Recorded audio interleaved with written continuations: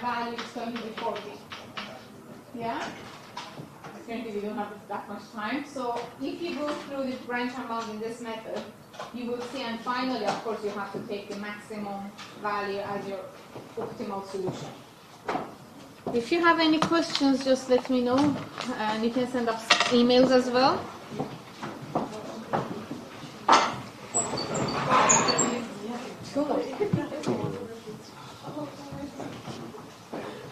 Guys, only for this week we try to squeeze both sets of exercises within an hour. Next week will be of plenty of time.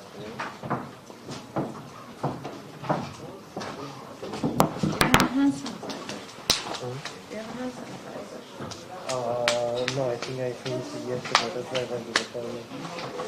So basically, you can just go. So. I have to take my coat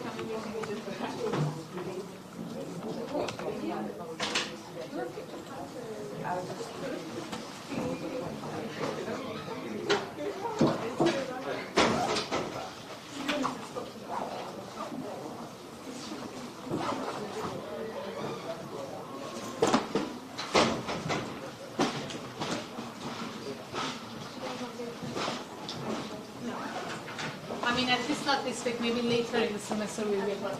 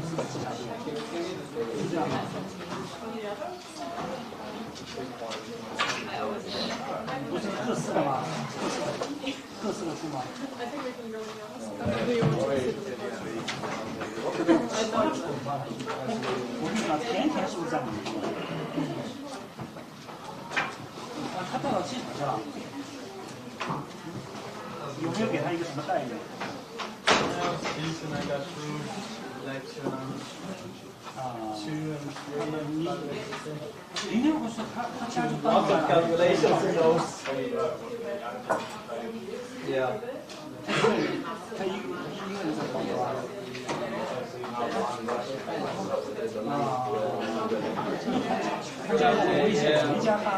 I still like no.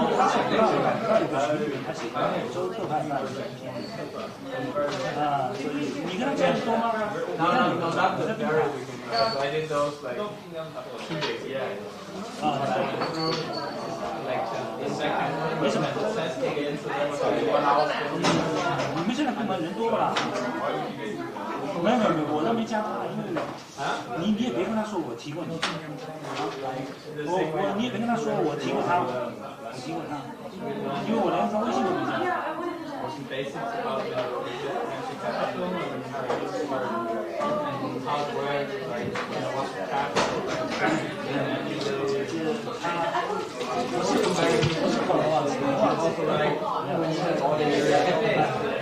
反正你别提我，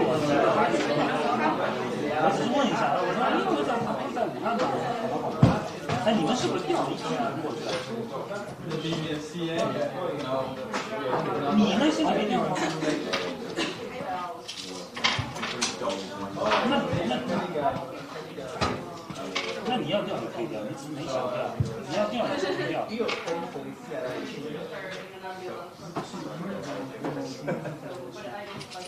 考试你不要调。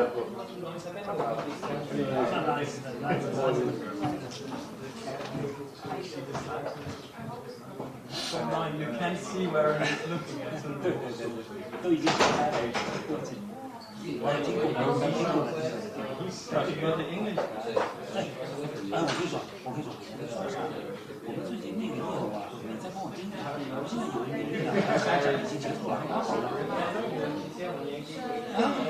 有一单是8000万，我也想挺好的。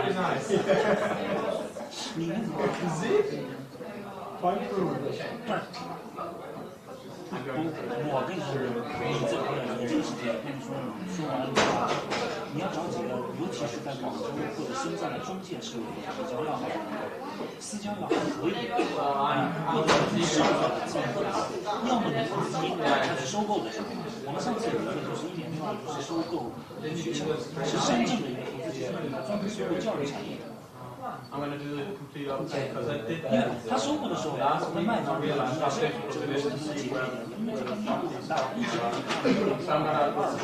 So then when I go through it, I wrote something about this. 2000万左右，那能影响交易价格。 Yeah, I'm going to do it. It's Word file. 买卖双方怎么办？反正我说你现在人广东你看人口比较多，我上次是一个上海的市场。 I bought it. 是不是？你只可以买你跟他说那个，I was like, I need to go to this anyway. 他一听就知道啊，而且深圳他是做不来，深圳是不太能，所以就是他们俩深圳那些出来的，但是深圳不行，包括这个中介市场的发展，你赶紧好好，你跟那个我跟你说，念历史，我跟你说，对啊，You only need this. But I want to get through all the lectures. But I gained so much. I realized no notes. 3个月， And then when I wrote the 11月份开始做到1月份结束。 we didn't pick it up. 他成本，他前方协调一下，他反正他我就是3年，他也拿不到你。 Exactly, that's the question whether you pay the Yeah. I haven't picked that up. I just want to 你就把它进来，都凑一个啊， Yeah, you can do those. 事情比较多。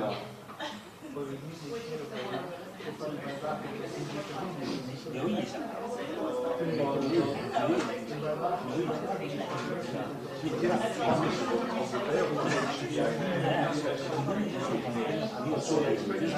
要跟进过年的时候，跟进的时候再聊他。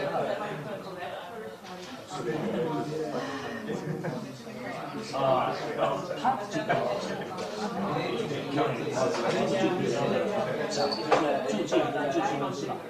因为如果是基金或者基金一直在说，或者说这个中介一直在做，那么他的消息是再多讲一句，再多讲一句，好吧？没关系，没关系，我只是随便说说。你如果有意的，再多讲一句。大家，没有，我靠他妈的没有啊！真的，赶紧来灌点水。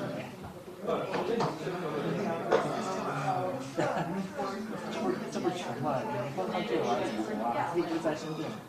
你看我房子看到啊？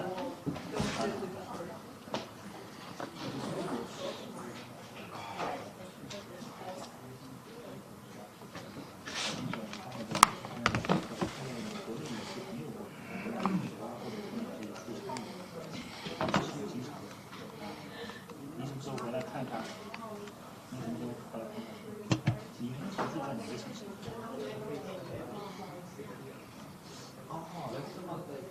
不错，上一年知道的 SUR1是吧？对，我知道，好像功课很强的，上一年是吧？好的，功课我听说好像都蛮强。好的，行。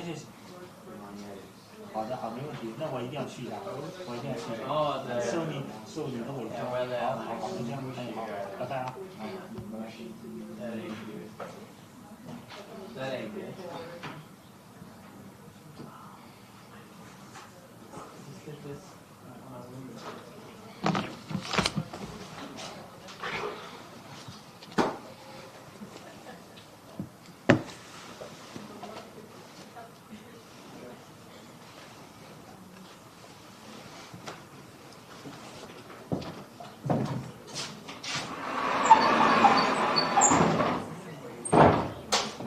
So now that we've raised capital, we now need to look at the compendium of rules which protect the capital which has been raised.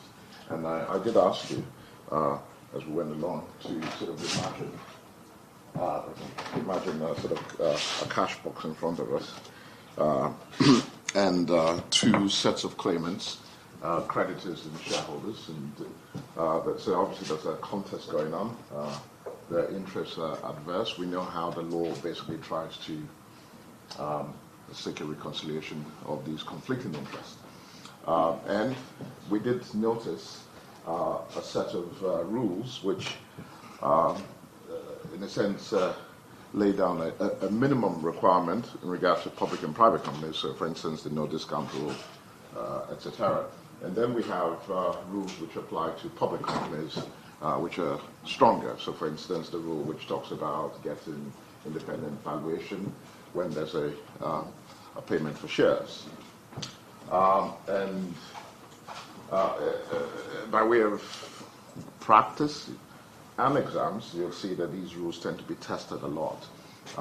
They really create big problems in regards to practice. So, for instance, I'll give you an example.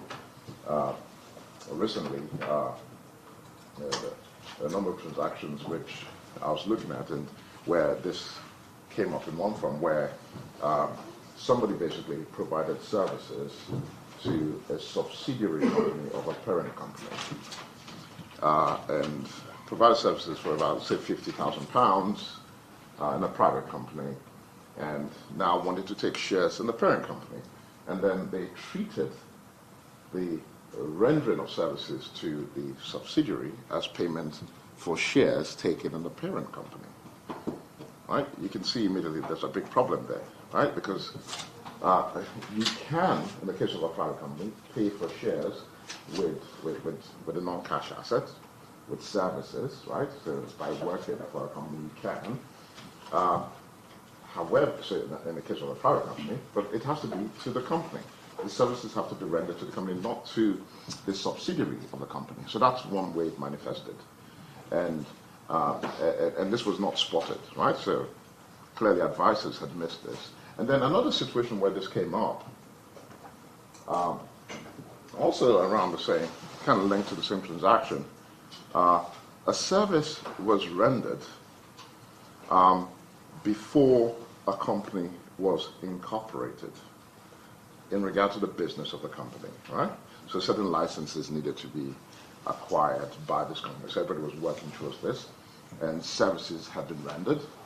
And then the company is incorporated, and then they basically say, well, those services which you rendered, which may have even been gratuitous, right? So as a matter of contract, it's no longer valid consideration. Somehow that should count as payment for shares. So again, you can see the problem with this. And another one which tends to trip people up is the undertaking to pay cash in the future. Somebody basically says, I undertake to pay cash in the future. People say, well, you've not paid for your shares. Of course he's paid for your shares, right? Because an undertaking to pay cash in the Companies Act is treated as payment in cash, right? So the rules tend to be a bit tricky, and I'd like us to, we're going to have some exercises where we'll test this. Indeed, last time we met, we talked about one scenario. There was this company called, I don't know if I mentioned the name of the company, called Oregon, kind of similar to the Oregon case, where I think the share price was 0.1. Sorry, the nominal value of the shares was 0.1p, but the share price was way, way, way below that. And the company had an undertaking, a contract, to issue shares to somebody, right? So there was a legal requirement, a contractual requirement to issue shares to a third party at a particular price. Now, but if they're going to issue those shares at that particular price, then, which obviously was similar to the market price, it would have meant that you're issuing the shares below par. And I did remember asking, what do we do about this? What do we do about this? And so in preparing this, what I did was to just show you how to deal with it. So basically what you do is you subdivide the shares, right? You subdivide the shares and essentially reduce par value, right? And because in this case, they needed to do a number of things. So remember, they needed to allot shares to this third party, right? This is what's creating the problem. There's a contractual obligation to allot shares to this third party. So if you're going to allot shares to this third party, A, you need to get authority to allot shares. Remember, we talked about this last week. You need authorization to allot shares.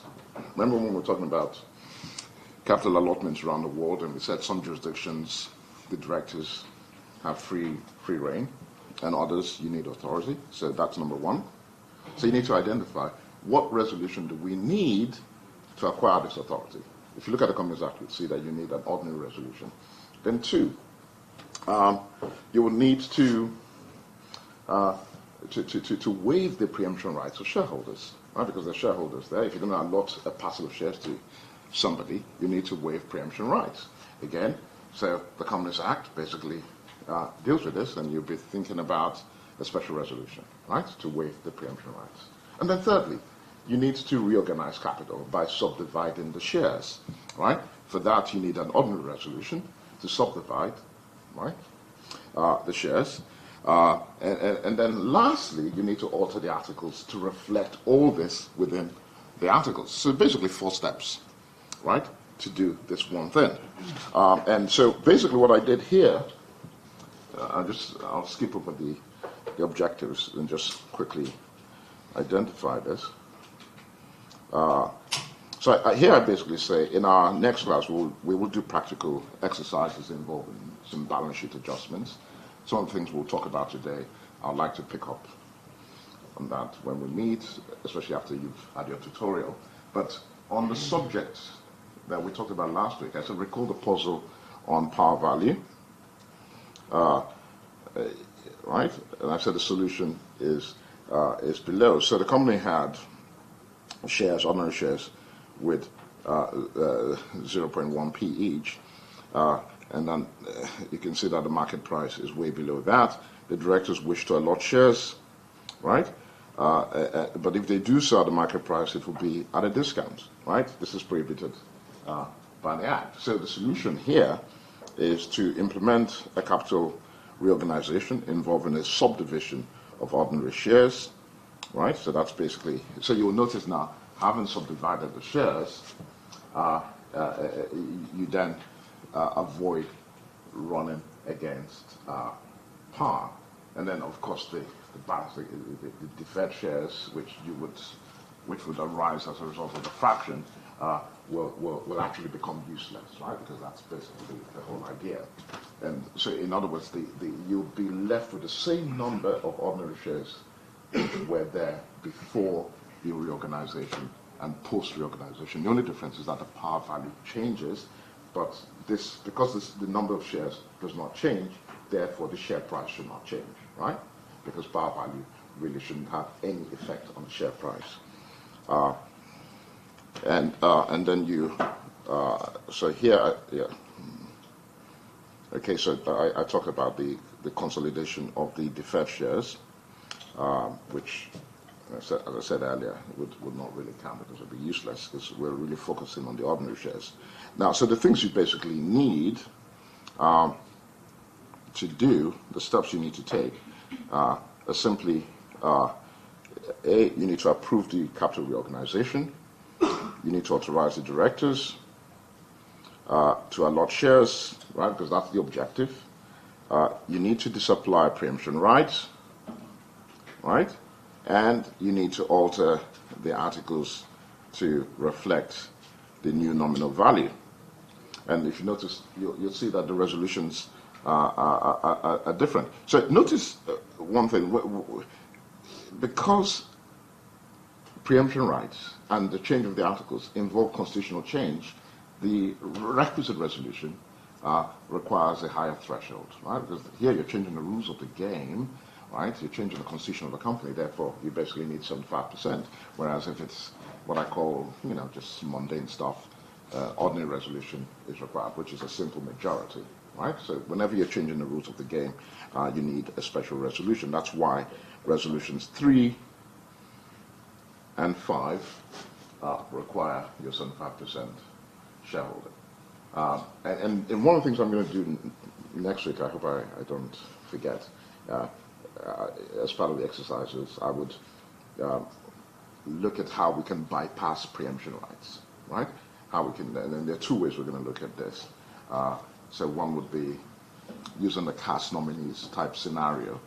There's a case which was on your seminar sheet last time called cast nominees. I want to discuss that case. It might be useful if you could read the case. It involves the football club and the way preemption rights were essentially bypassed. And then the second one is really not a case, but really it's to take advantage of the provision which allows you to bypass preemption rights if you issue shares for a non-cash consideration. Remember, I did say if you're going to bypass preemption rights, you want to issue the shares for a non-cash consideration, which in the city people now basically use. So I'll pick up on that as one of the practice. Yeah. Can you just quickly explain again why the number of shares will increase? No, it will remain the same. Why? Why would it remain the same? Sorry. Okay. Can you explain why it remains? Okay. So let's take. In fact, so here, right? It basically implements a capital reorganization involving a subdivision, right? So you basically split that, and then if we go further down here, so just look at this table.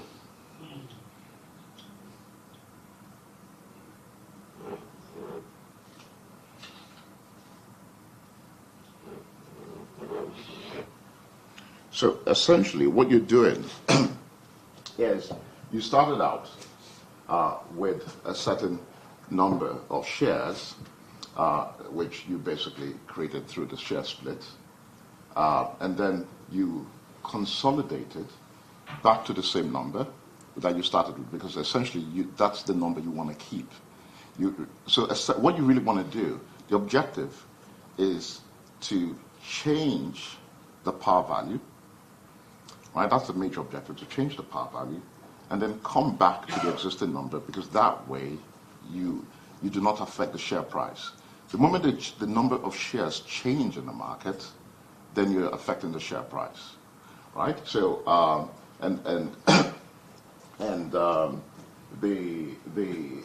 so in a sense, the par value has no relationship whatsoever with the share price, and in fact, there I say, therefore, the share price of the company should be unchanged following the capital reorganization.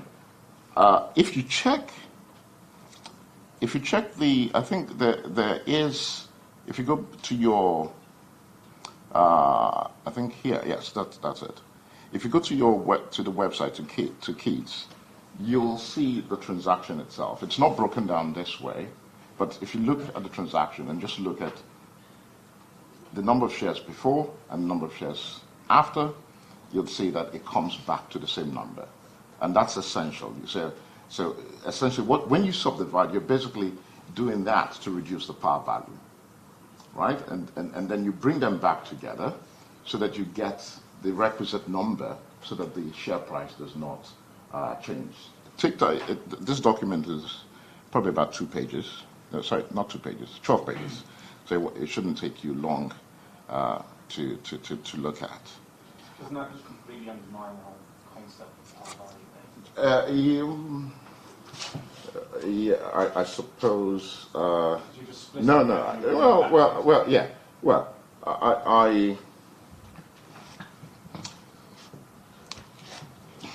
I can see why you would say this. But does it really? All you're doing basically is you're saying to the creditors that from now onwards we've reduced par. This is the promise we're now making. Whenever we issue shares, we will be issuing shares at this level.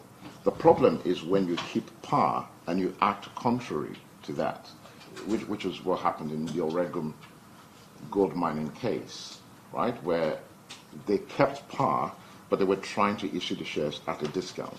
So on the face of it, it looks like you are, but actually you're not undermining it because par itself is illusory.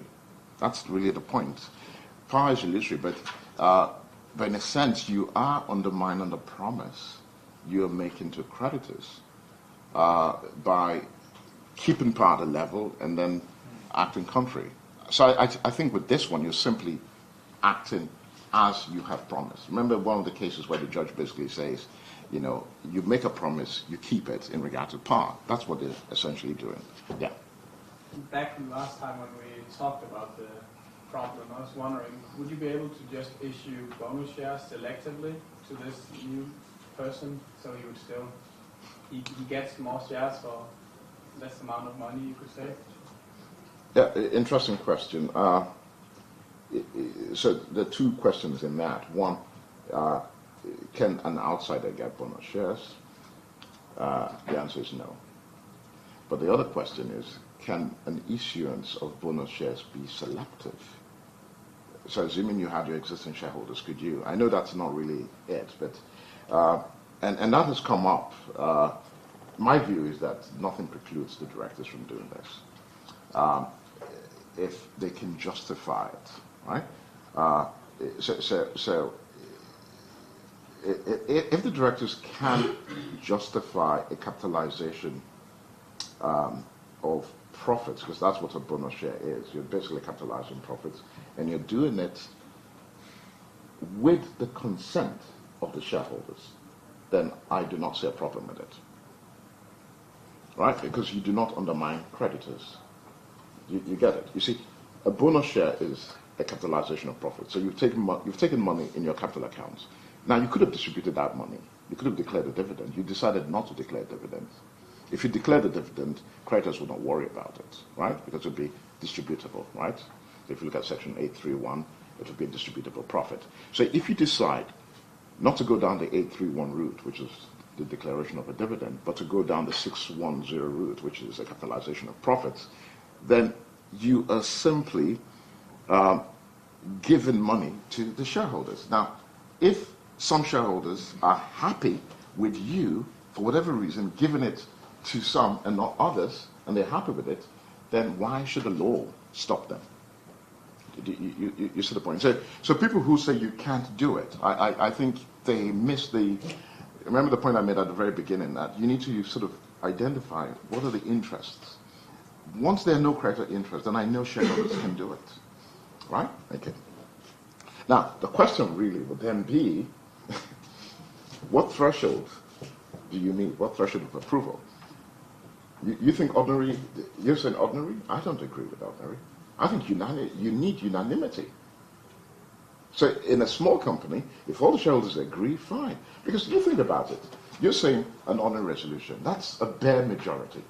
How can a bare majority decide to make a present of corporate assets to themselves? That's what you're saying. And even if you raise it to 75%, how does that change it? That's the real manifestation of oppression. So everybody would have to agree to this. And if they do, then fine. Okay. So essentially, what we're going to look at today is how you protect this capital, the nature of the capital maintenance rule, essentially drawing attention to the fact that it's not a rule of capital adequacy, but a rule of capital maintenance. And because if it's a rule of capital adequacy, it means there must be a norm that requires you to replenish capital whenever you lose capital. We do not have such a norm. The highest we get is a rule that basically says when there's a serious loss of capital, the directors should call a meeting. But that's all. The law does not tell us what should happen, right? Whenever there's a serious loss of capital. So there's no rule of capital adequacy if you're not a bank, insurance company, and such like. It's simply a rule of capital maintenance. And then the question is, what do we mean by maintain? Does it mean, as the word signifies, to keep the capital? No, it doesn't. You don't maintain it in that sense. It simply means do not give it back, right? So when we put our capital in the box, we don't sort of maintain it in the box. We use it for the business of the company, right? We use it in the ordinary course of business. Maintenance simply means don't give it back to shareholders. Therefore, the law needs to supply a set of rules. So there are two broad categories of rules: common law rules, statutory rules, aimed at protecting this box, right?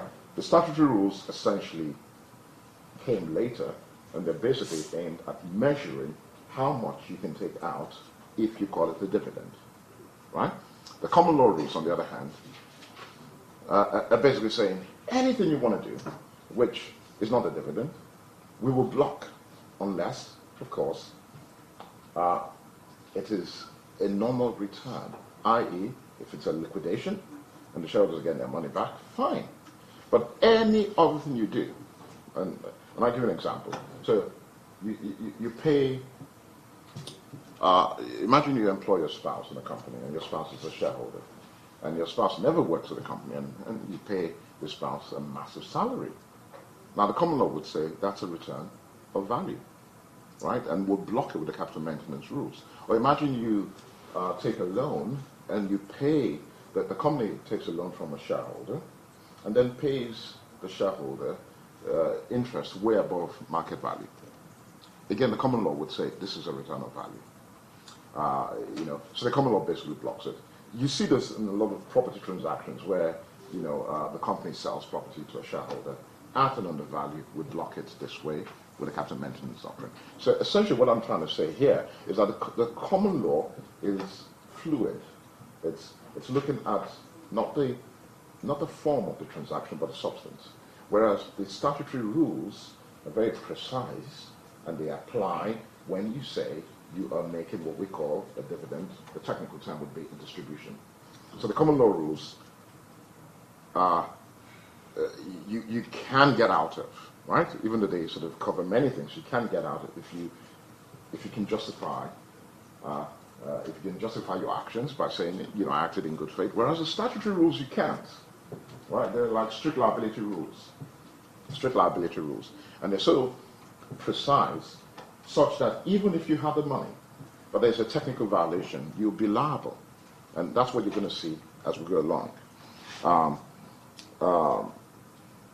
So in fact, that links to the whole idea of financial reporting and the relationship with distributions, because your accounts should give a true and fair view. So if your accounts do not give a true and fair view, because maybe there's a technical violation somewhere, and the accountants do not, so let's imagine the accountants qualify your accounts and do not indicate a statement of materiality, right? Because not all qualifications are bad. So the qualification may not be serious, but if the accountants for some reason forget to indicate whether or not it's material, then technically your accounts do not give a true and fair view. And if your accounts do not give a true and fair view, then by definition it means any distribution you make will be invalid, regardless of how much money you have. So there's a link between this.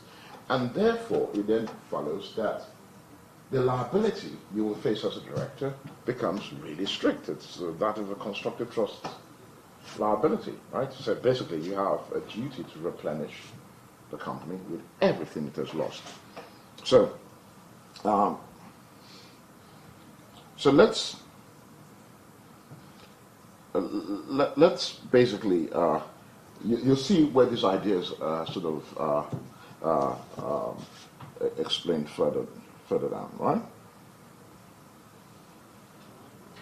So here I say we're going to examine the common law and statutory rules. So notice that there are two sets of rules, right? Sometimes people miss this. This is the point I'm really trying to. I notice this in practice that people tend to miss the statutory rules. Sorry, not the statutory. They miss the common law rules. They think the statutory rules replace the common law rules. No, it only replaced one set of common law rules in regard to the payment of a dividend, right? The common law rule basically was that you could not pay a dividend from capital, right? That's how the common law rule basically stated it. So in the negative, you cannot pay a dividend from capital. The positive way of expressing it is that a dividend could only be paid out from profit. But the common law was very helpless when it came to working out what profit was, right? All it just said was that if it's in that box, if it's not capital, it must be profit. So the profit did not need to be a realized profit, for instance. And so that's why statutes came in. So I really want you to keep in mind that we have these two sets of rules. And so I don't say here that it is important to remember that the distributive process is protean. You know, the protean, that means it assumes many forms. There are different ways that leakages could occur from that box. Or rather, if I say leakages, then it's almost making it abstract. You know, you need somebody to take things from the box. There are many ways you can take things from the box, right? So shareholders obviously would want to declare dividends, a share buyback. If you look at one of the first cases in this area, Trevor and Whitworth decided in the early years of company law, as the company's financial affairs became increasingly embarrassed, the shareholders began to institute a share buyback scheme. All right? So the shareholders basically were bailing out. Right? So the shareholders are at the bottom of the pecking order, and they're bailing out. Likewise, what if you have a problem question? Because this again has come up, where the shareholders, as part of the transaction, say, please, can you tell us, how can we convert our ordinary shares into debt? Right? How can we convert our ordinary shares into debt? It's kind of similar, right, with a share buyback. A share buyback, basically, I have shares, I'm escaping. It's not even debt anymore. I'm just, you know, I'm disappearing from the company with my money, right? Whereas conversion of ordinary shares into debt means you're changing one claim for another. The only difference is that I'm getting higher on the pecking order. And because we know you can convert, you can convert from, shares into different types of claims. So this could come up. How do you do it? That's something we will talk about because it raises some very interesting questions. So the share buybacks, a capital reduction, payment of excessive remuneration, the example I just gave you about the spouse, there's a case actually called Reholt Garage, which deals with this. The sale of an asset at an undervalue to a shareholder. Remember I talked about that. The classic case here is called Evelyn Bafford, where this occurred. These are different forms of distributions. Now take this one, the sale of an asset at an undervalue to a shareholder. So imagine a group company. And so a parent, two subsidiaries. And maybe the CEO of the parent, and they kind of call him the group MD. So he goes to the subsidiary company to pay them a visit. And so as he's walking out, he sees a beautiful painting on the wall. And he says, wow, I really like this painting. Why don't we send this painting to the head office? And then, a week later, the painting is in head office. Has there been a distribution?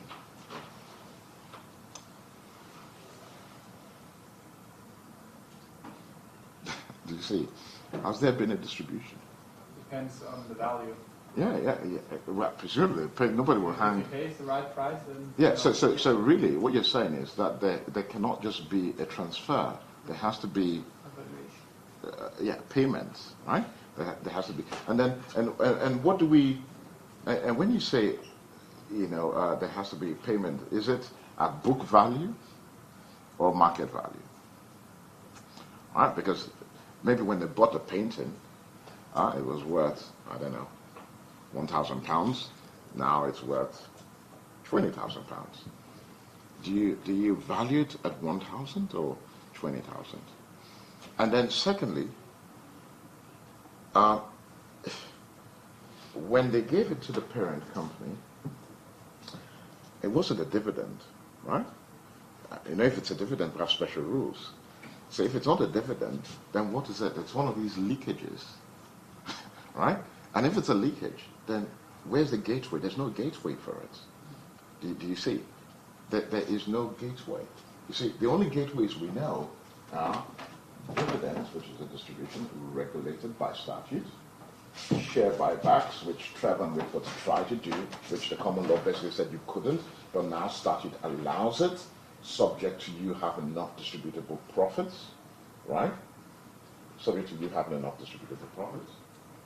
But let's just pause. Subject to you having enough distributable profits, you can do a share buyback. So if there's a transfer of this painting, can the company say, well, you know, we had enough distributable profits anyway, so what the hell is 50K? I mean, this company has massive distributable profits, so what's the hell? You know, what's the importance of this? Well, the common law basically would say, we don't care about your distributable profits. If you talk about distributable profits, it should be relevant only to a declaration of a dividend, because that's where we need to measure. But once you begin to seep it out, then we don't care about the quantum of your distributable profits. As far as we're concerned, there has been a transfer of an asset without any kind of consideration. And more, right, because, you know, it's not an arm's length, right? So these are some of the problems. Obviously I give you a very simple example. I mean, in the context of a factual question or exams, you may have a situation where a sister company, so we go back to the example I was giving, I started with. Parent company A, 2 subsidiaries. So let's say Alpha, Beta, and Delta. So Delta is cash rich. Delta makes a loan to the sister company Beta. And then later on, Delta waives the repayment of the loan. Right? After all, it's all in the family. Right? Technical problem with that. That is a distribution. Right? So you've got to be able to spot it. So these are some of the things which come up in these transactions. And therefore, I say it's a protean process. And so the capital maintenance doctrine, which is the common law doctrine, which prevents these leakages, which is not the same thing as the measurement of the statute, all right, which we deal with in the context of Section 831, essentially seeks to control all distributions. So the operative word is all distributions, no matter how they're dressed up. Right? So let's just look at some of the judicial statements. So take Trevor and Whitford, 1877. Just think about this. 1855, limited liability has come, right? And the judges are basically working this out, right? I think I made a point earlier, the last time we probably met, that the judges of that era, in my view, right, were like geniuses, because without any kind of roadmap, without any kind of template, they're basically working things out from first principles. So they're basically thinking about separate legal personality, limited liability, what does this mean? So when you see the shareholders coming up with a scheme to literally buy back their shares with the consent of shareholders, you see judges basically saying, no, this is the wrong way to go about it. We can't allow this. So you see the judge here saying that paid up capital, so that's the amount we put in the treasury box, which we call issued share capital, right? Remember? We call it issued share capital. So even if it's not yet there, if there's a call for it, we fix that. Even if you've given an undertaking to pay cash in the future, it's part of that box. May be diminished or lost in the course of a company's trading, right? So remember, maintenance does not mean you don't trade with it. And if you lose it, tough luck, nothing happens, right? And obviously, if you lose it through reckless behavior, then there may be Section 214 liability for reckless wrongful trading, right? Or, if you're careless, you commit a breach of duty, then there'll be misfeasance liability, right? So we're assuming that the directors are all good guys, there's no wrongful trading, no misfeasance, then you lose it, then tough luck. He says, that's a result which no legislation can prevent. But those who deal with a company and give credit to a company naturally rely on the fact that the company is trading with a certain capital already paid. They rely on this. So obviously, if you change par to their knowledge, then there's no problem. And they're entitled to assume that no part of capital which has been paid has been subsequently paid out except in the legitimate course of business, right? And therefore, a share buyback was not regarded as being legitimate. Today, the judges now would say, well, so long as you do it from profit, right, then that's fine. And then, if you look at the Jenkins Harbour case, you see the New Zealand court basically saying that the prohibition blocks any transfer, whatever the form, right? So again, that speaks to the protean nature. And you see the judges using the language of ultra vires. Why do they use the language of ultra vires? They're using the language of ultra vires not in the sense in which we talk about it as something being outside the object of the company, but basically something being outside the capacity of the company, in the sense that the company just cannot do this, right? Because there is creditor interest involved, and it cannot be validated by shareholder ratification or approval. Whereas earlier, when we talked about the question you asked about bonus shares, the selective issuance of bonus shares, I said, well, the shareholders can ratify it. If you want to capitalize profits, so long as it does not affect creditors, there's no problem. And the courts are not going to look at the label you give it. So whichever label you give it is neither here nor there. The courts are basically looking at the substance, right? You can call a dog a horse, you use equestrian language. The judges are not going to be bound by that. They will look at the substance, and we see the judge doing this in the Evelyn Bafford case. Now, so it's important to bear these principles in mind. Therefore, let's take a look at one of the cases on the list. So imagine this case in Progress Property and more.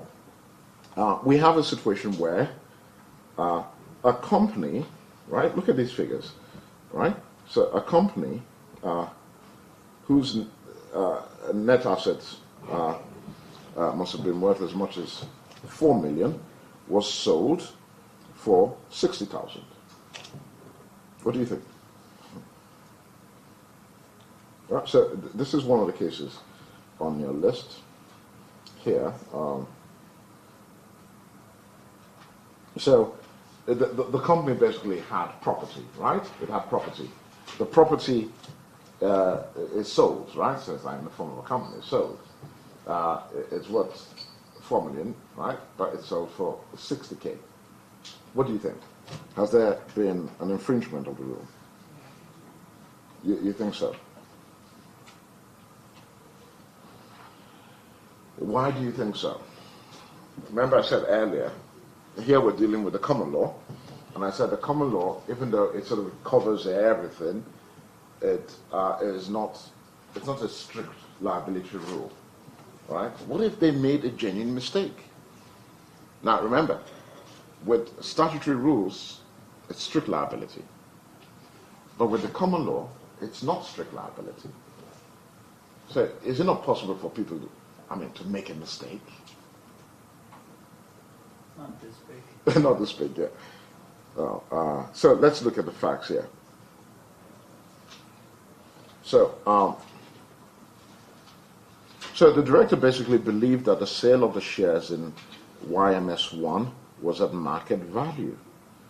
The sale price, right, was calculated, and then they made a subtraction of about 4 million. And the reason why they made this subtraction was that they thought that they had certain indemnities. So they had this belief that we had certain indemnities, right? Which meant that they had to subtract 4M. But it so happened, actually, that they now discovered that they didn't have those indemnities, right? So if they didn't have those indemnities, then it was really a mistake. And therefore, if it was a mistake, right, we cannot say that there was a breach of capital maintenance rules, right? That's what the judge is saying, and you see the judge now, and it wasn't really clear, right? Because then lawyers before this case, as I said, the difference between the common law and statute was not very clear. People kind of conflated it. So you see the judge basically say, well, the common law rules are different. And here you see this. The judge basically says that the common law devised for the protection of creditors a rule which basically says a distribution of a company's assets to its shareholders, except in accordance with the statutory procedures. What are the statutory procedures? Share buyback, a reduction of capital,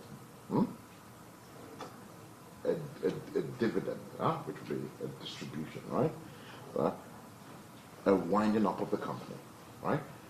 If you don't do this, if it's not through the statutory measures, and yet you make a distribution, so remember the painting does not fall within any of these categories, therefore it's a distribution, right?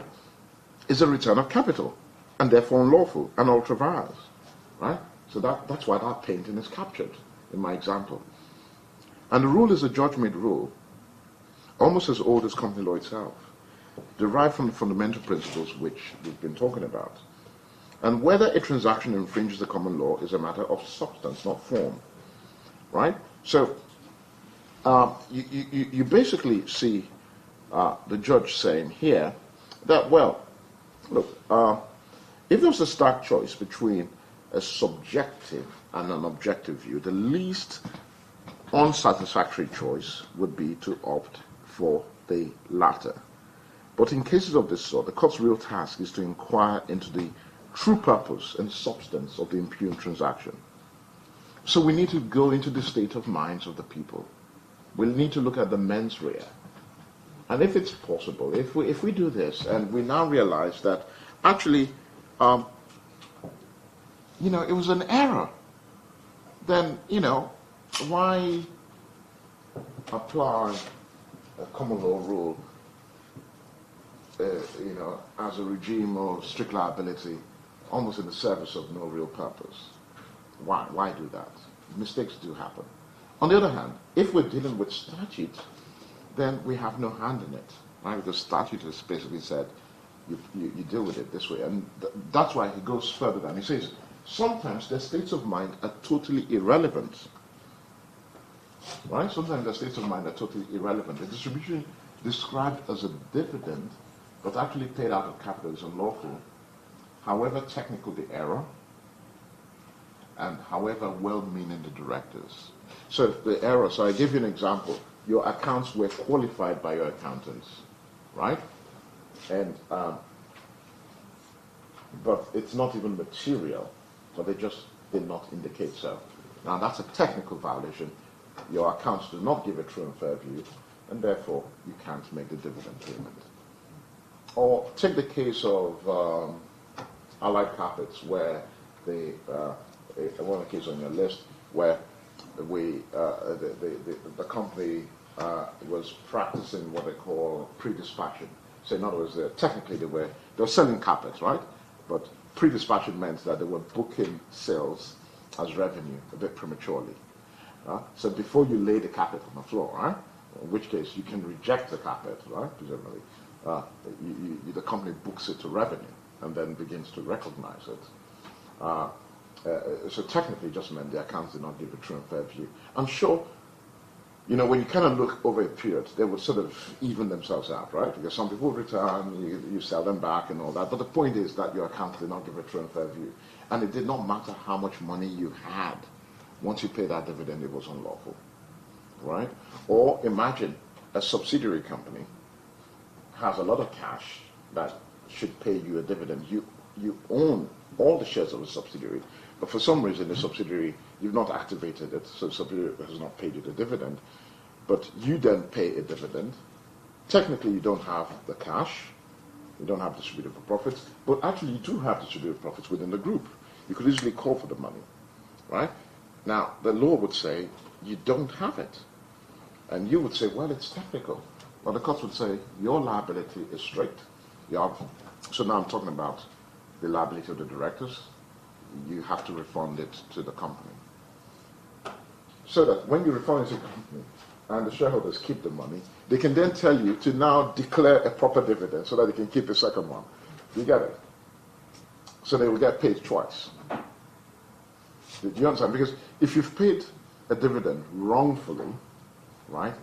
And the courts basically say, oh, this is wrongful. And therefore, you have to sell all your houses to refund the company. Remember, the violation is technical, so the shareholders could say, now that you've repaired things, and there's no longer going to be a technical violation, we would just want another dividend, right? Because the first one doesn't really count. It's in our pockets anyway, right? And so restitution lawyers will be thinking about, is there unjust enrichment?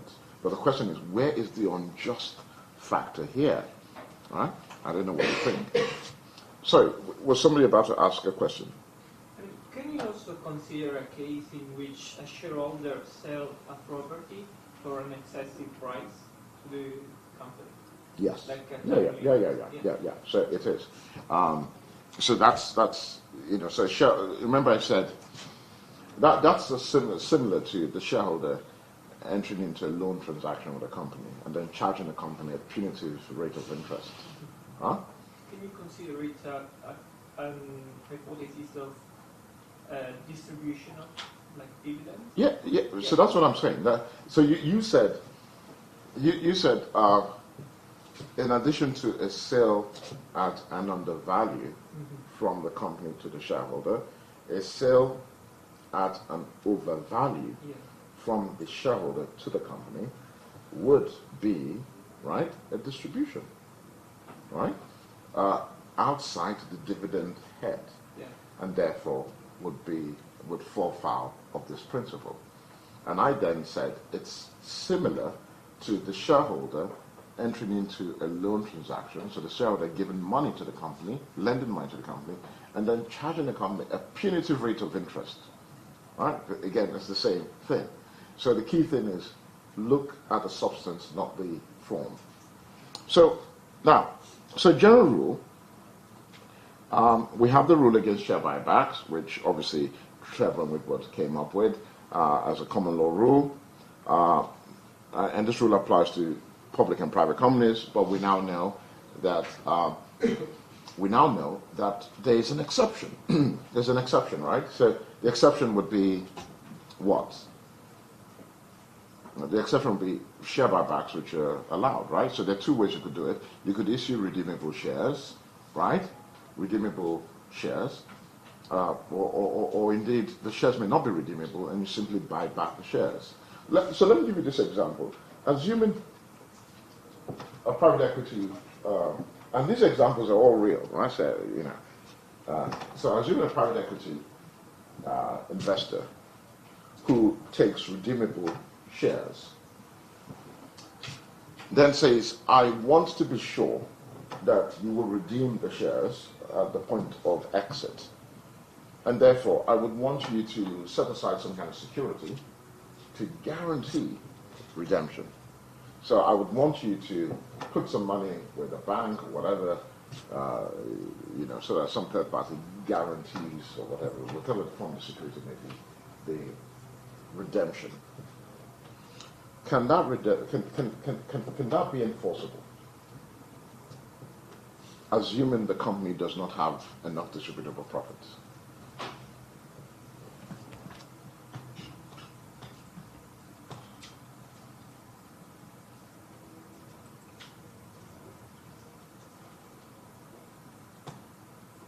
Yeah. So do you see? So because if when we consider the nature of the security, right? So let's imagine that the security is on cash, right, with some third party. To the extent that that security is part of the company's assets, and even with that security, the company does not have enough distributable profits, you can't allocate that security to the redemption, because technically it would mean that you are redeeming from capital. And the fact that you've dressed it up as a legal agreement, say that there is a right, a contractual right, backed up, not just a contractual right now, maybe even proprietary, right, because you've used security. Basically saying we're charging this equipment, right? So you create a legal charge, a fixed charge of a piece of equipment, and say, don't worry, we would redeem your shares because this security covers you. That's not going to fly. That's not going to fly. Why would that be regarding capital? Why would that be? Regarding capital, or equivalent to capital?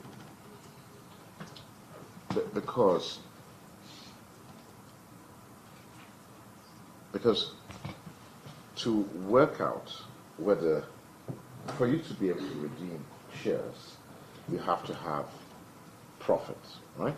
So the redemption has to come from profit. Now, the whole point of this exercise, which is the story, is because you don't have profit, right? So let me use some figures. The company had issued share capital of £1 million, maybe a share premium account of 500,000, so 1.5. And then when we look at the net assets of the company, we see 1.3. So already the company does not have profits. Yet, as one of the assets of the company, because that would be fixed assets, which would be part of that 1.3 or 1.5, whichever way you put it, is this equipment, which they now want to assign to the redemption of your shares. So technically, they're redeeming your shares not from profit, which does not exist. It has to be from capital. Does that answer? Yeah. Yeah. Okay. Yeah. So, what if at the moment you entered into the contract so you took the shares as the private equity firm? Why isn't it that at that point, when there is enough profit, you can consider that agreement being an agreement entered into at that point, and not consider it an agreement and check whether there's profit on the moment you want to exit? Yeah. Good question. So, if we characterize it as you've entered into this legal obligation and this has set it aside, right? Then presumably there should be nothing wrong with this, right? Because that's what you're basically saying. But the problem, though, is that the way I've just described this and the way this would come up, it probably won't be set aside that way. In fact, the courts would say that by appearing to do this, you're basically trying to almost drive a coach and horses through the relevant statutory provisions. Because, I mean, how do you set it aside? It's still the company's assets. That's the problem, right? So now, if it were vested in some third party, right? Then then presumably, it's a third party, right? So that means a third party has the obligation.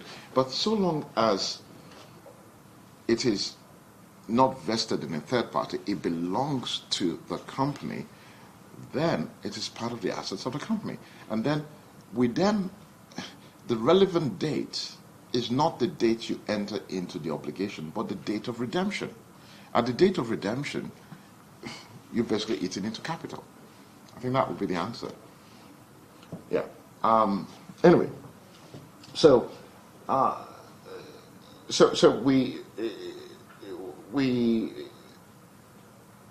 that's the general rule, and the gateways allowed to this general rule, which redemption and share buybacks are essentially the same, right? Redemption and the share buyback are the same. It's just that in the case of a share buyback, you are literally just buying back the shares, right? Whereas with a redemption, the shareholder ab initio had a put option, or the company ab initio had a call option, right?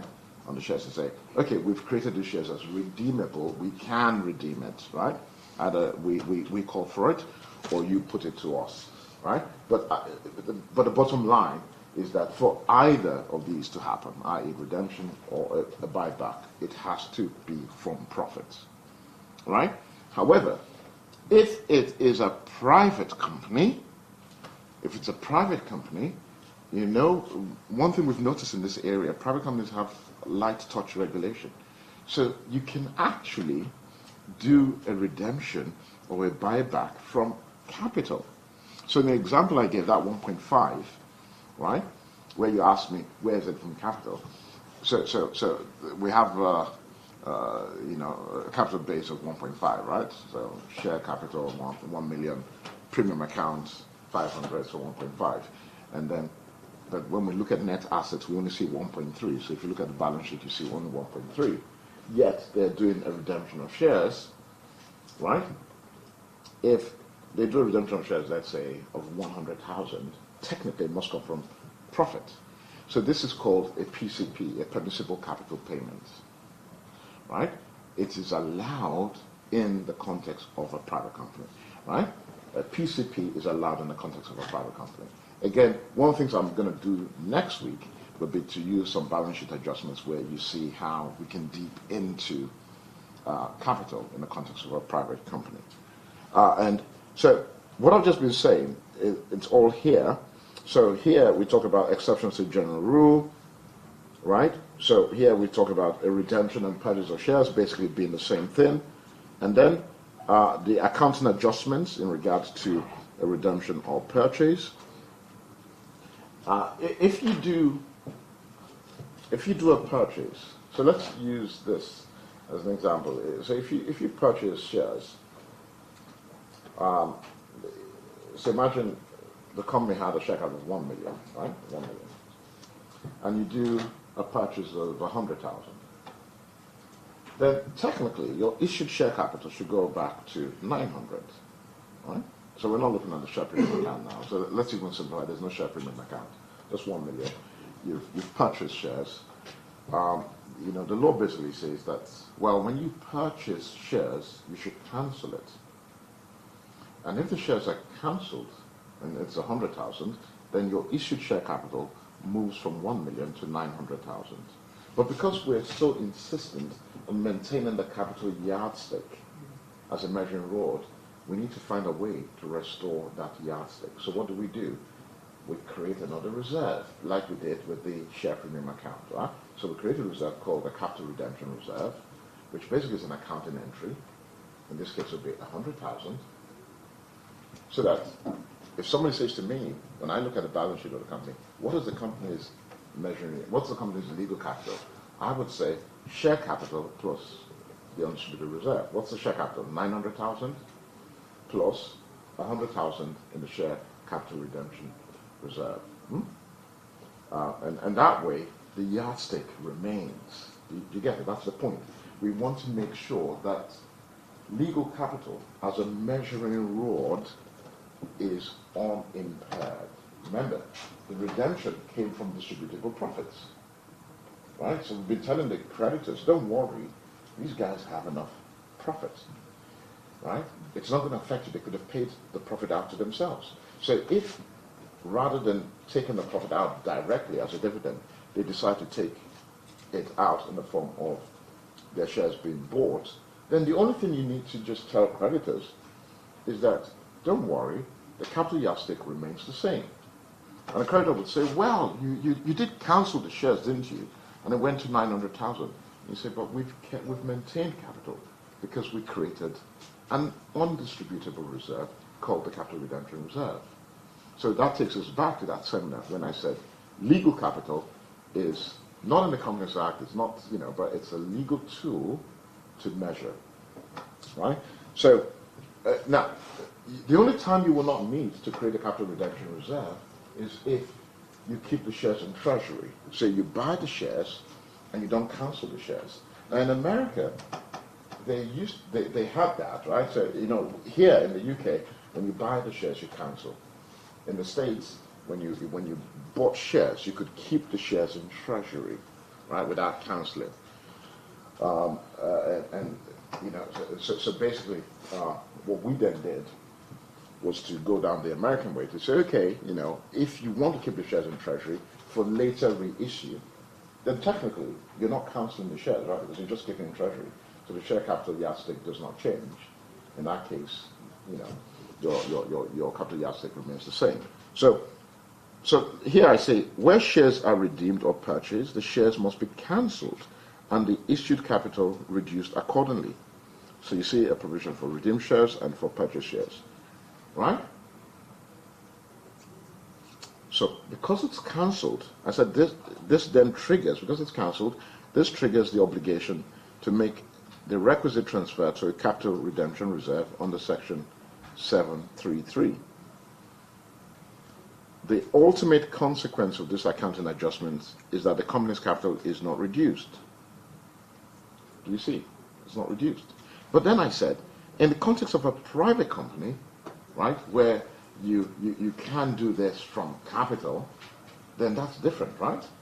In the context of a private company, right? Because you're dipping into your capital. And I'll say that. I'll go to that in a minute. Then I said, no cancellation is required where the shares redeemed or purchased are to be held in treasury. There's no need to cancel, right? And in that case, there'll be no need to set up this account. Then I said, here. So this is a rule for private companies. It's relaxed. I said, Section 709 to 723 allows private companies to redeem or purchase their shares out of capital. Right? So what does it mean? When, so it's one thing to kind of read it in the books and say it allows you to redeem capital. And that's why I said, we'll go over the figures. But essentially, the figures will be such that, you'll know that, okay, the company has a share capital, let's say, of £1 million. And we know what the company, and what does share capital mean? If it says the company has issued share capital, it just means that the company issued shares, right, and got £1 million, and then the company began to trade, right? And guess what? If the company began to trade, it will make profit. If we check, we'll discover that net assets probably will be by far more than £1 million, right? But assuming the company, has been making losses, and we then discover that net assets and 900,000, then technically, the company has started eating into capital.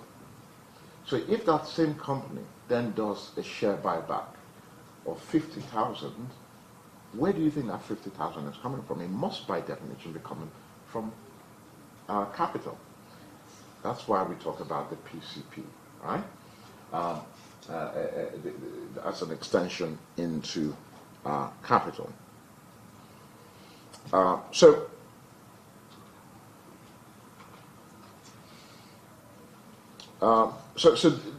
just one thing I'll mention here. In the case of RW Peak,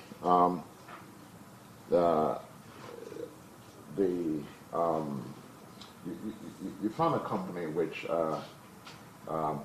is in effect buying back the shares of the company from a shareholder, but not giving the shareholder cash. It gave the shareholder a Jaguar, right? So the company chairman was driving a company car, then he's leaving the company. So you know what? I just want to go to sunnier climes, but I like the Jag, and and they say, okay, we'll give you the Jag, and, well, technically that's a share buyback, right? So and then. Certainly, we then have to ask the question, do you have enough distributable profits? Right? Obviously, if it's a private company, then it may not be too much of a problem, right? So that's what that case is about. Then the Arcturus case deals with the situation where, a company A acquires company B, but company B's only assets are shares in company A. So the question is company A acquiring its own shares? What do you think? So company A acquires company B. Company B has an asset, and that asset is shares of company A. Is this an infringement of section 658? Well, the court basically said no, it's not an infringement, right? I think it's more of a policy decision, because they know that if they say it's an infringement, then this would be a very powerful takeover defense. Anytime you just go and buy the shares of the bidder and then say, oh, they're breaching section 658. So the court basically says, it's not. But having said that, I think if you purposely structure a transaction to bypass the strictures of the law this way, I think the court would strike you down. So the key thing, by the way, is that when there is an infringement of this provision, shareholder consent does not fly, right? So there's a rule in company law called the unanimous shareholder rule, the Rigvomatic principle. It will not work. In the case of W. Peak, the Jaguar case, they tried to do that, and the courts basically refused it. The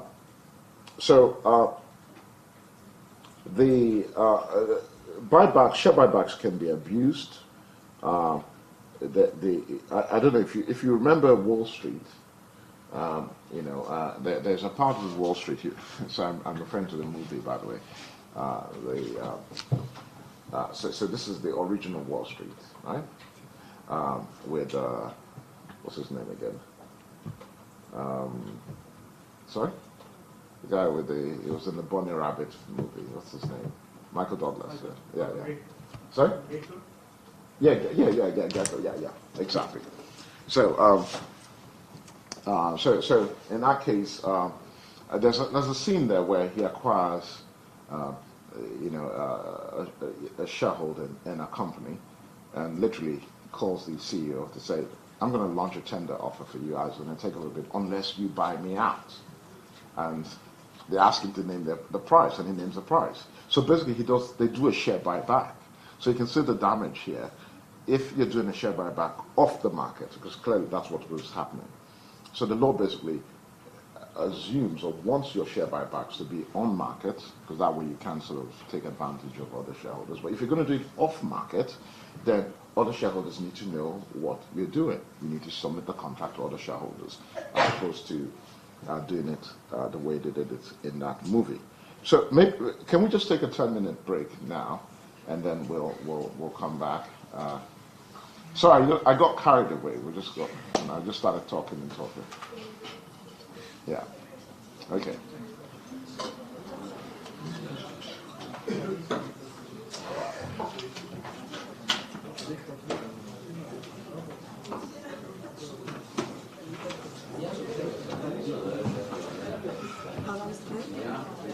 How long is the break? Oh, sorry, 10 minutes. 10 minutes, sorry.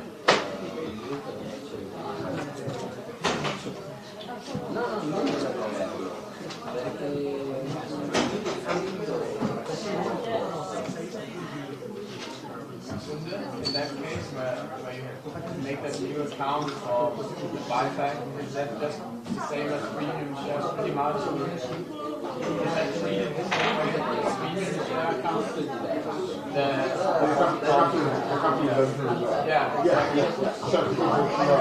It's called something else.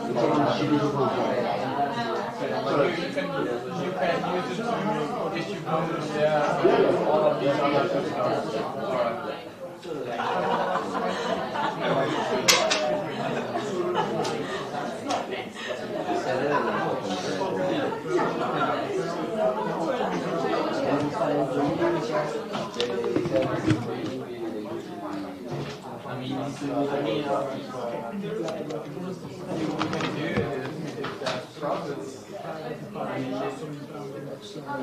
Not profits, then you can give the security. That's what I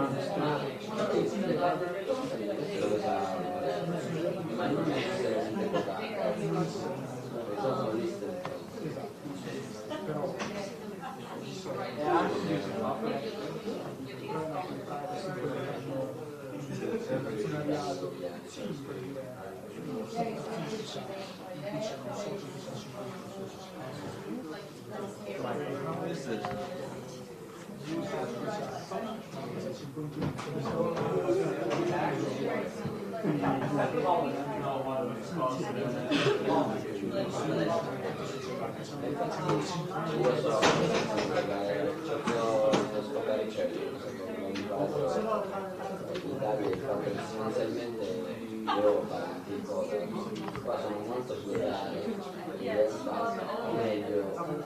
Sono comuni, ma non finire per il diverso, nel senso che ogni volta che vuoi comprare una maggioranza devi fare, perché solamente in Italia la maggioranza sia il 45%, e qui invece è molto più basso, per in media, quindi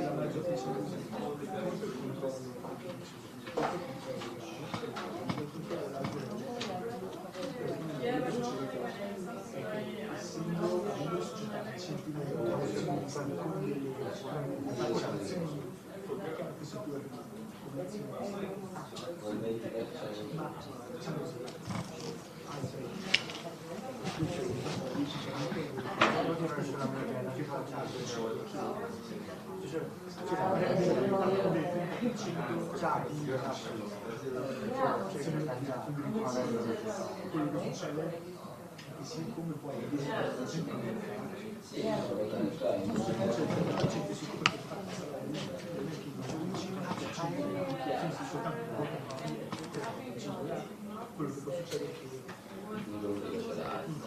Infatti dico questo, insomma, che qui dopo diventa sostanzialmente un vero e proprio controllo totale, perché si gioca sostanzialmente in Italia il fatto che il sindacato è molto più concentrato il solo 45% della rivolta arriva a una certa soglia è quasi una è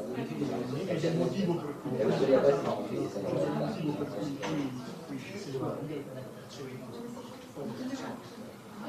Chiaro. Anche in Italia il punto però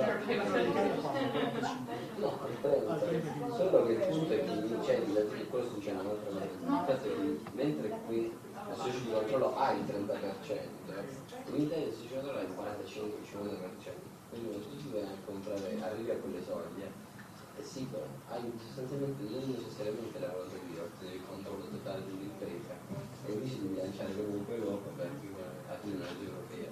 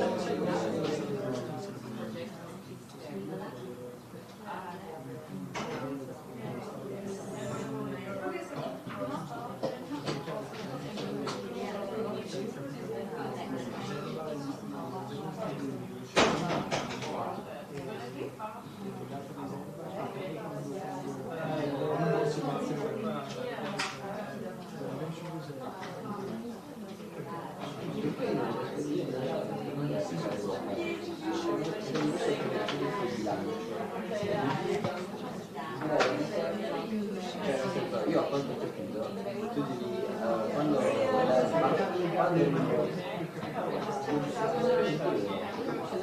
non le l'ha rimborsato. Nel momento in cui fai rimborsazioni, devi cancellare le azioni. Quindi vuol dire che devi cancellare e devi rimborsare. Sono molto sulla società.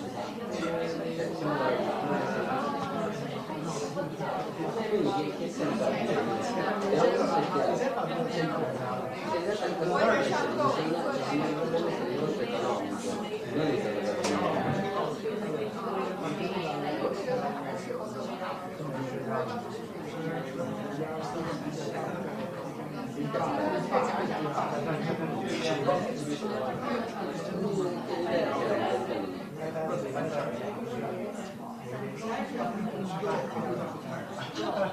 stai pagando le azioni.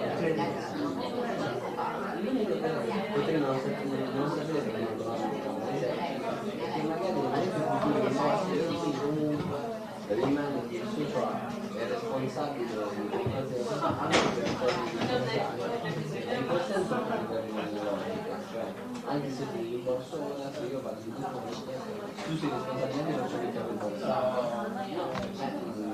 chiedi no, perché sennò che devi rimborsare diventa un prestito per la società.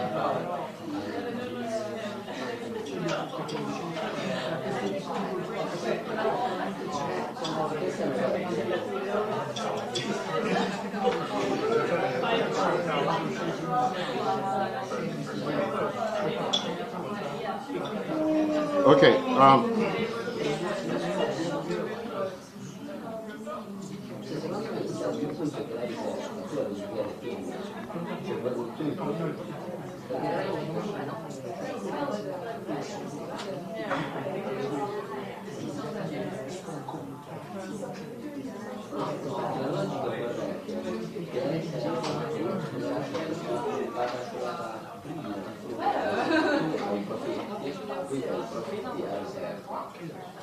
Okay, so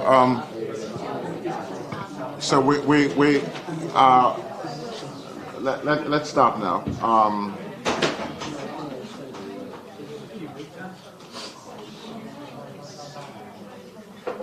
So as I said, so we have rules which try to control the buyback process, which have nothing to do with capital rules. They're really there to prevent the oppression of shareholders, and such like. And obviously, the idea is also to kind of facilitate this. So if you notice that the recent changes basically allow shareholders in any company to approve off-market share buybacks by an ordinary resolution.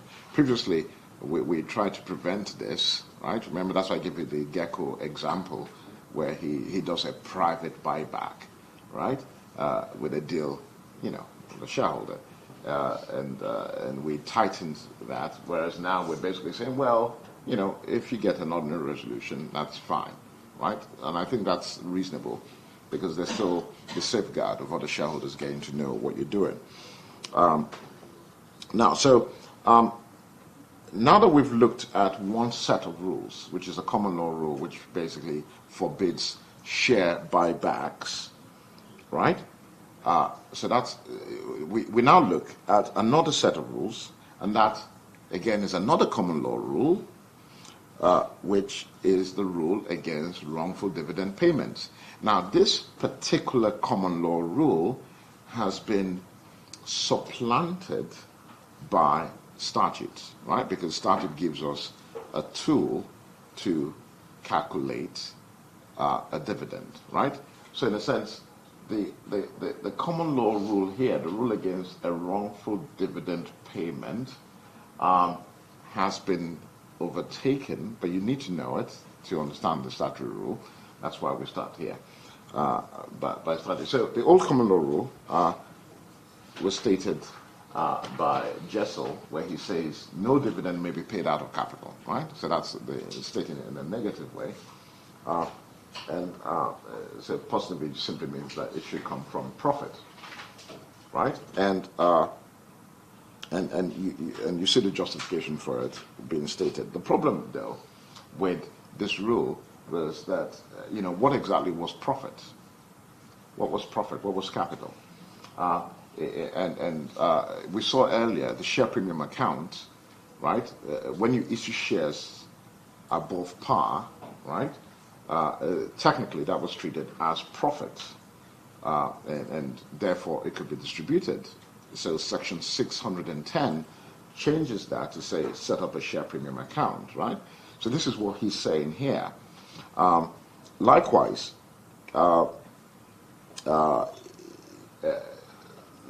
what if I give money to a company, right? I give money to a company and I don't take shares. Is that profit?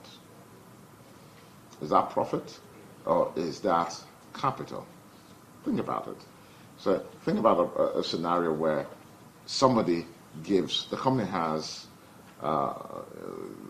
maybe I win the jackpot or whatever, and I just give the company £1 million. How does the company classify that? Does it, and I don't take shares, and it's not a loan. How does the company classify it? Does it classify it as capital, or does it classify it as profit? Now, the accountants actually say that this is a profit. If you look at the Urgent Issues Task Force report, you see the accountants basically say this is a gain, and a gain is profit, and therefore a profit is distributable. But presumably, if the intention is that this contribution is a contribution to capital, so assuming the company had working capital problems, and that was my intention, then I suppose we should start from the premise that it has to be capital, and therefore, if it's going to be capital, where do we put it? We can't put it in issued share capital because they didn't describe it as capital. So we basically added, to the reserves, like the share premium account. Remember, we talked about this in the context of the Keller case last time. So it all boils down to, it all comes back to what the judge here is saying, that, it is easy to lay down as an abstract proposition that you must not pay dividends out of capital, but that the application of this very plain proposition does raise questions of the utmost difficulty. What are profits? What is capital? May be difficult to answer. And then the common law only looked at the previous year's accounts. So money lost in earlier years was not looked at. There was no obligation to make provision for the depreciation of assets. And the profits didn't even need to be realized, right? So you could just revalue an asset, right? You could revalue an asset and create a paper profit, and then borrow money to pay dividends, right? So that used to be a standard way. You revalue your assets, you borrow, and then pay a dividend. So what statute basically does is change all that by basically saying that we want to create a statutory regime where profits, for profits to be paid as dividends, it has to be realized, it has to be accumulated. In other words, we need to look at the overall position. We need to look at previous years, so realized, accumulated. And we need to be sure that your capital accounts are safeguarded. So this is how it does it. It says that a dividend can only be paid out of profits available for the purpose. And then this is defined as the company's accumulated realized profits so far as not previously utilized by distribution or capitalization. So there's going to be no double counting, because obviously if we've utilize it for distribution, then we've paid it out. We can't count that bit. Neither can we count it if we've capitalized it and moved it to the share capital account, right? So we're looking at your P&L, and we're basically saying how much is there. We're not looking at what you've capitalized or distributed, less your accumulated realized losses. So, and we're talking about losses that you have not previously written off in a reduction of capital. And this is called the realized profits test, which applies to public and private companies. Now, there are two issues here. The first is, what exactly is a realized profit? The law doesn't tell us what a realized profit is. It leaves us to accountants, right? So the law simply says, it should be your accumulated realized profits. So to know what a realized profit is, you need to know what the accountants are saying. Just the same way we go to the accountants to know what true and fair view means. Even though true and fair view, again, there's a legal concept.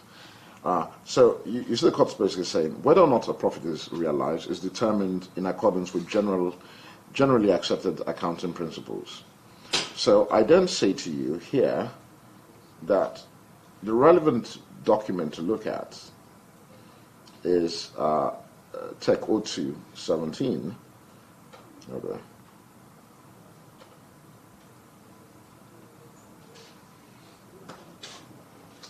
So Tech 02/17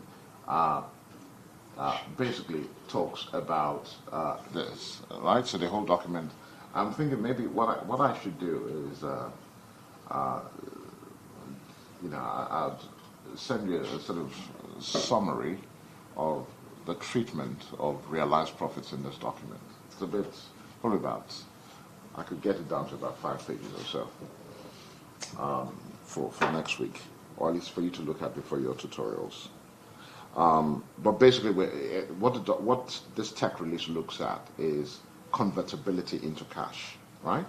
Convertibility into cash. The problem becomes a bit more complicated in mark-to-market transactions, exactly how do you do it? I mean, nobody's going to be testing you on that, but it's just something to be aware of. And so what I've basically done here is also explain UK GAAP. So when we talk about UK general accounting principles, what exactly do we mean? And I've tried to show you how the standards came about from the previous, what they used to call the Accounting Standards Committee in the early 70s. And now we now basically talk about financial reporting standards. And then technical issues like this are then dealt with by this urgent issues task force of the Institute of Chartered Accountants. And I give you a quote here, just again, where they try to sort of explain, again, the common law rules and the statutory rules, like we've just been saying. So on the common law, so if you look at paragraph 2.2, under common law, a company cannot lawfully make a distribution out of capital. So it goes back to that common law rule which we talked about. Now, but what does this really mean? What does this mean when we say this test? Think about this. This test applies to public and private companies, the realized assets test. And then if you look further down, you'll see that there is another test called the net assets test, which applies to only public companies. So the question really is, what's the difference between the test which applies to private companies and the test which applies to public companies? I think the best way to do this is to show you the Companies Act. And let me just see, so that I turn to the particular provision, so that we can make sense of it. So if we look at, sorry.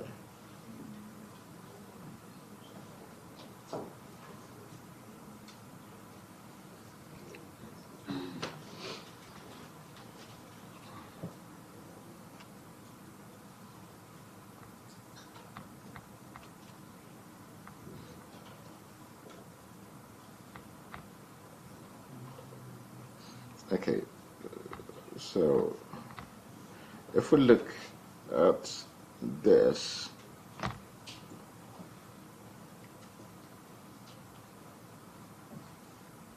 so notice here it's saying that, so this is the relevant rule, it's saying section 830, it's saying distributions to be made out of profits available for the purpose. And notice it says a company may only make distributions, so that applies to public and private. And then it says a company's profits available for distribution are its accumulated realized profits, right? And we all know that if it's not profit, it's capital. In other words, if the law in section 830 identifies profits and it just measures it when it says accumulated realized, then it's not referring to capital, right? And this surely must apply to public and private companies, right? Okay. Now, but then if you look further down, it then says here in section 831 that a public company may only make a distribution if the amount of its net assets, so the amount of its net assets, that's what remains in the treasury box at the end of the day. Right, so the company is trading. What remains in the treasury box? So let's just use this. Imagine the company has a share capital of £1 million, and net assets are 1.2. So it's saying a public company may only make a distribution if the amount of its net assets is not less than the aggregate of its called-up share capital and undistributable reserves. Right. So in this case, the aggregate of called-up share capital and undistributed reserves is 1 million. Right, and net assets is 1.2, right? So it's saying you can make a distribution, right? Because you have more, you have 1.2. And then it says, if and to the extent that the distribution does not reduce the amount of those net assets to less than the aggregate. Now, but you would say, surely this rule should apply to public and private companies. Think about it. Shouldn't this rule apply to public and private companies? Why should it only apply to public companies? Isn't this rule simply telling us that don't touch capital? Isn't that what it's telling us? It's saying, so your net assets is what is in your treasury box, right? At the end of the day. And that's what we call shareholder funds, no? In a balance sheet. And then it's saying that it should not be less than the aggregate of called-up share capital. So imagine called-up share capital was £1 million. And imagine you had an attributable reserve, a share premium account, 100,000, a capital redemption reserve, another 100,000. So that means the aggregate will be 1.2, right? And if there's 1.5 net assets in your account, it then means you can declare a dividend of 300. But isn't that the rule that we've been talking about? Which is that so long as you do not touch capital, you can distribute from profit, isn't it? That's why we needed the measuring rod, right? To work out legal capital, which is power multiplied by number of shares in issue, plus undistributed reserves. And so, now, the reason I'm explaining this is that the books are not very clear about this. They always say, well, there's this rule, the realized assets test, realized profits test, and then there's section 831. But if you read section 831, it appears to be stating what we already know. Whereas 830 simply measures profits. It simply identifies realized profits. Whereas this appears to be a compendious statement on the need not to touch capital. Now, actually, it's not as simple as that. If you notice, it says, it talks about undistributable reserves. So what are the undistributable reserves? If you come to subsection 4, you see that it says the share premium account. Now, we know that the share premium account applies to public and private companies. So this should not change anything, should it? We also know a capital redemption reserve also applies to public and private companies. If you cancel the shares, you've got to create a capital redemption reserve. So far, at this point, you're going to be saying, so what's the difference? What does 831 do? Because I already know the rule. I knew the rule before I came to 831. I knew the rule from the very beginning. We began to talk about the box. So what does 831 say? Now, and then we'll go to C, but let's look at D. It says, and any other reserve that the company is prohibited from distributing by any enactment. So assuming it's a bank, right? Assuming it's a bank and the law basically says, set up a reserve, then that's different. Right? So it can't be that. So really, it's C.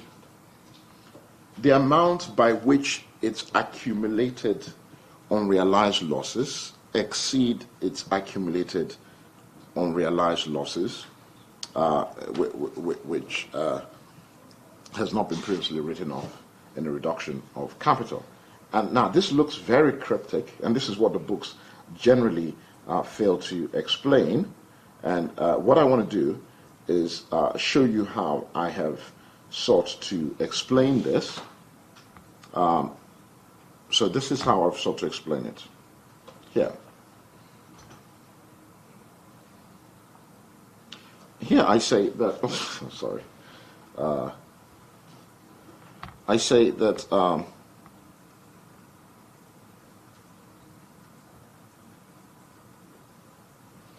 I'm trying to expand this. For some reason it's not.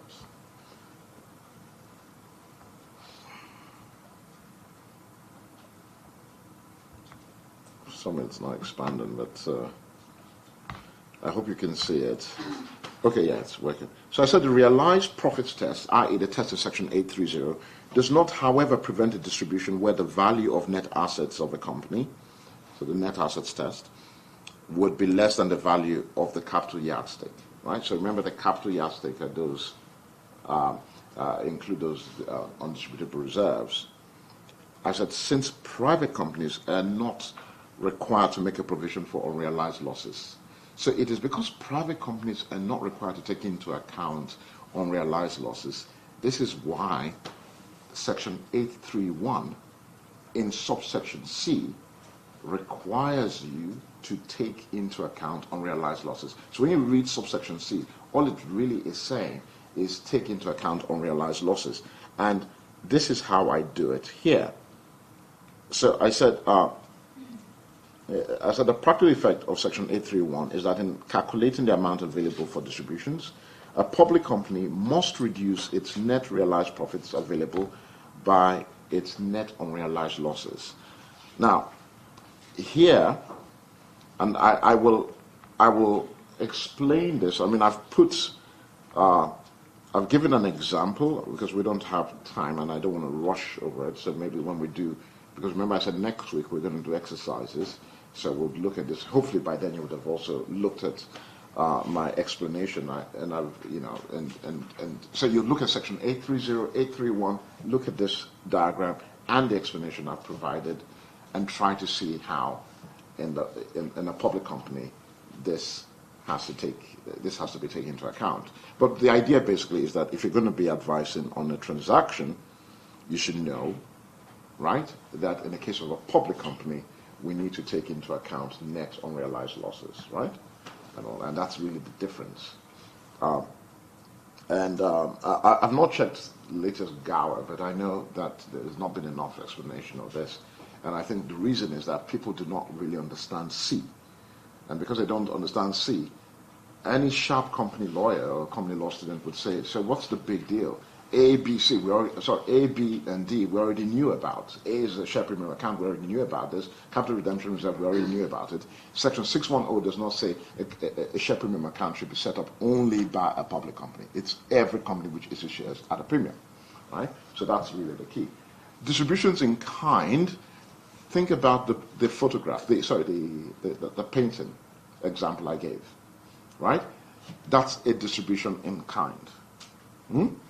Think about think about a transfer of property from a subsidiary company to, let's say, a parent company.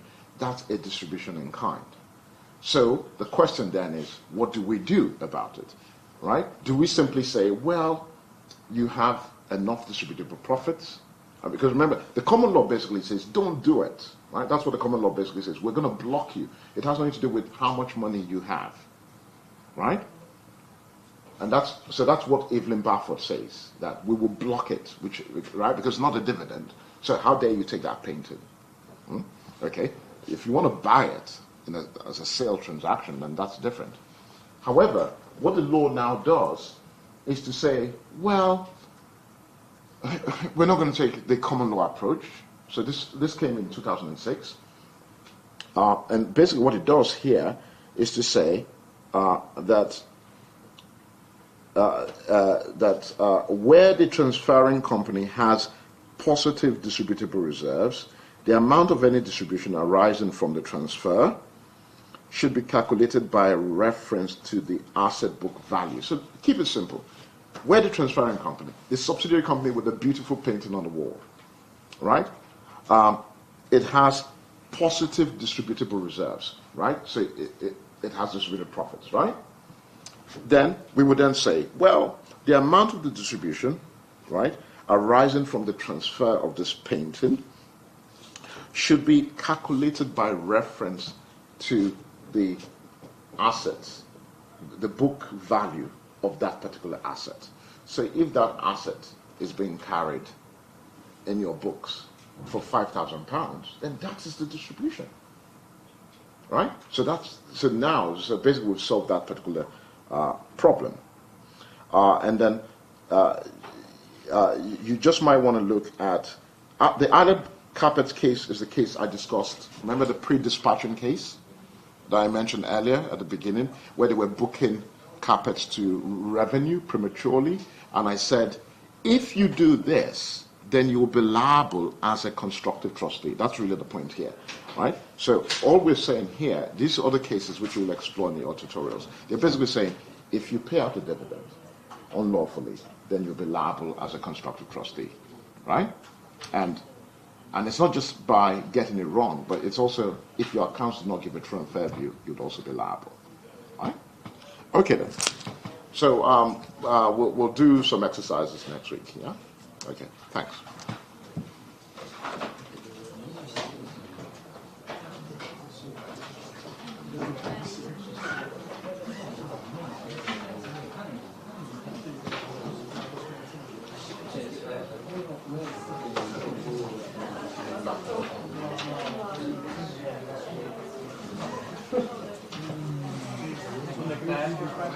Yeah.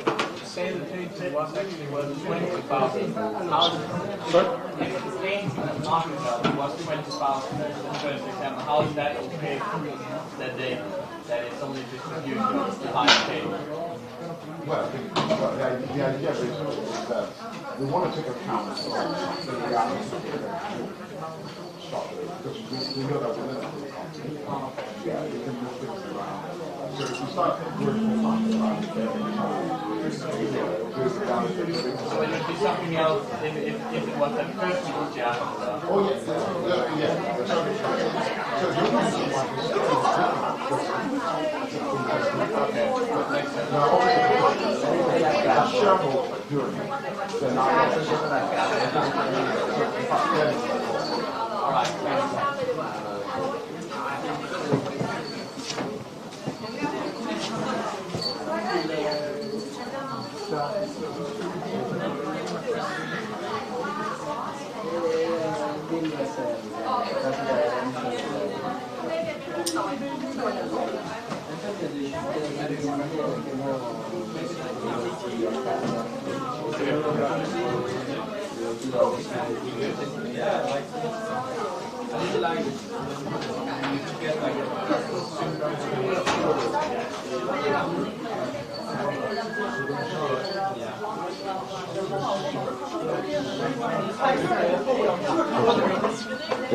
Regarding to the first part, there are the shares are 0.1 are they say 0.01 and 0.09 deferred shares. And I wonder how why the deferred shares will cost multiple 10.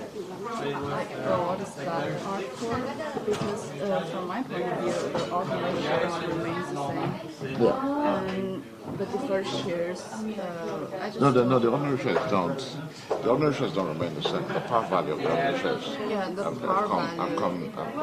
have come down. Can we, my other classes are about to start. Sorry. So, but maybe next time when we meet, we'll talk about it. But the ordinary shares, the par value of the shares come down, and the numbers remain the same. But anyway, let's talk about this next time. Okay. And look at the Oregon transaction document. It's on page. So I have a small question that redemption reserve. Yeah. What's the function of the redemption reserve? If I allocate some money for the redemption reserve, and on the request of the shareholder who holds the redemption shares, and I will buy back the redemption shares through the money in the reserve. No, that's not it. I'll explain. When we meet, I'll explain. But basically, the redemption reserve is an accounting entry. It's not money. It's an accounting entry. Yes. And the idea of the accounting entry is to maintain the yardstick. You see, the yardstick is to measure, right? So it forms a part of the capital. Yeah, precisely. Undistributable, exactly. Just so that. But it's not the part of the legal